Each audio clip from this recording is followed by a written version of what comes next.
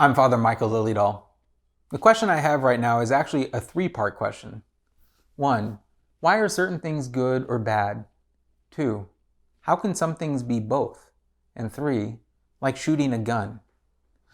Well, in order to answer this three-part question, let's take a look at a couple things first.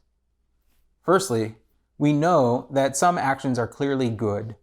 Praying, going to Mass, giving money to a worthy cause. These are obviously good actions to do.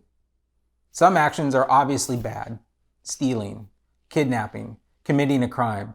These actions are obviously bad. But then we get into the tricky part. Can some actions be both good and bad at the same time? The answer is no. An action cannot be both good and bad at the same time.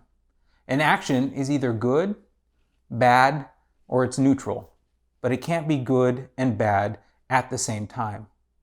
So let's take a look at the issue of a gun being both a good and a bad thing. We hear in the news quite often about guns being used to commit evil actions.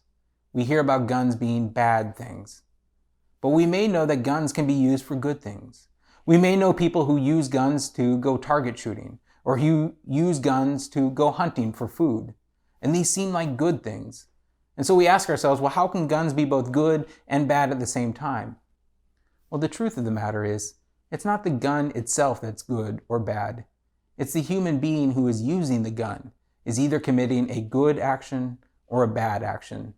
The gun is simply a tool to help him do the bad thing or the good thing. In fact, the same could be said of almost any tool, including a computer. We can use a computer to do all kinds of good things, to do research, to help us with homework, to communicate with people who are far away. But we can also use a computer to do bad things, cyberbullying, sending anonymous hurtful messages to each other. Now the question is the tool making the action good or bad? Or is the person who is using the tool committing a bad action using the tool or committing a good action using the tool? The answer is the goodness or badness of an act depends on the person committing the act, not on the tool being used.